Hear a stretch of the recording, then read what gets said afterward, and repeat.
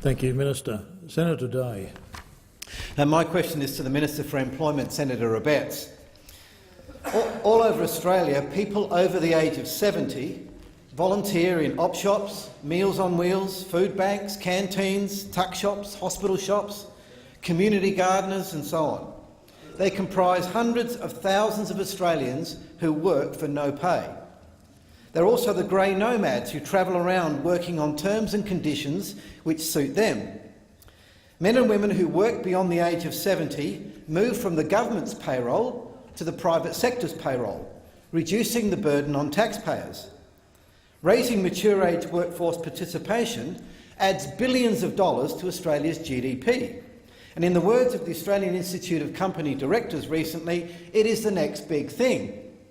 My question is, how can we make it lawful for these Australians to be employed under terms and conditions which suit them rather than the government?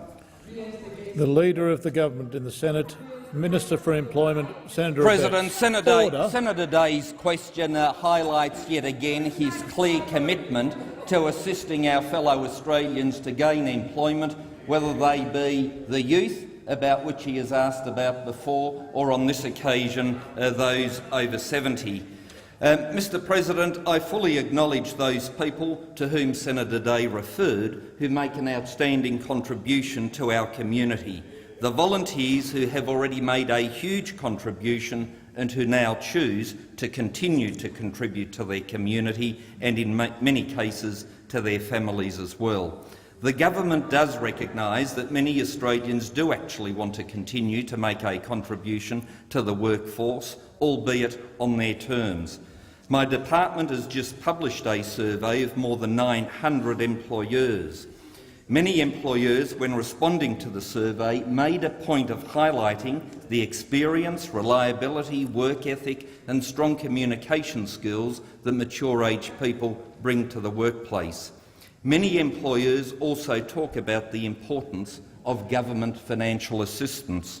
To that end, our Restart program provides incentives of $10,000 to employers that employ full-time mature-age job seekers who have been unemployed and on income support for at least 6 months. So far, already 956 of our fellow Australians have been benefiting from that scheme. Mr President, the government is also working hard to create more job opportunities. Coming directly to the Senator's question, can I invite him and other senators to consider our reforms that we are proposing to the individual flexibility arrangements in the Fair Work Act, which will greatly assist in providing the sort of flexibility that those over 70 would wish and indeed need to be gainfully employed. The question has expired. Senator Day, a supplementary question. Rather than the punitive measure of raising the retirement age to keep people in the workforce, why doesn't the government instead consider a less stick, more carrot approach by keeping the pension age as it is, but letting people move off the pension and into the workforce under terms and conditions and at rates of pay which suit them? Minister. Mr President, can I with respect correct the honourable senator? We don't believe that increasing the retirement age to gain the pension is a punitive measure. Indeed, it is a celebration of the fact that we live longer and we live healthier. And so rather than being a punitive measure, can I say we ought to see this as a positive celebration of some of the wonderful advances that health and medicine has been able to do for us as a community generally.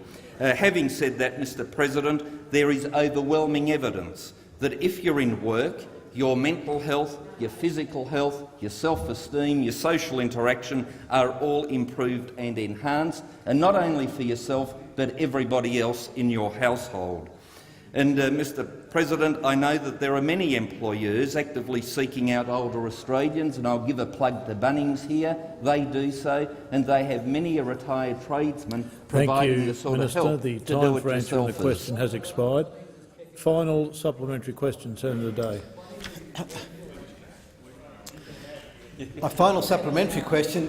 ABS data out today shows that Australia's GDP growth is still sluggish. not fast enough to bring down unemployment.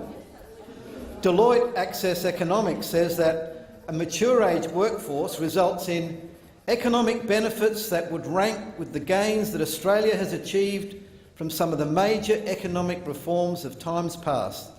Will the government please allow workers aged 70 and over to do their own thing? Senator Day. Minister. Mr President, I agree with Senator Day that more work needs to be done to help revitalise the Australian economy. We do have an economic action strategy, economic action plan to do exactly that, and I know that Senator Day in general supports us in those endeavours. Mr President, I can inform the Senate that I was pleased just recently to join with indeed a former senator of this place, the Age Discrimination Commissioner Susan Ryan, to launch the Power of Oldness campaign that actually focuses on the very positive contribution that older workers can make to the workplace. The campaign exposes the stark difference between the skills and strengths mature workers offer employers and organisations with the discrimination they face when trying to gain or maintain jobs. So, Mr President, we seek to assist older Australians to maintain jobs and to gain Minister. jobs. The time for answering the question has expired.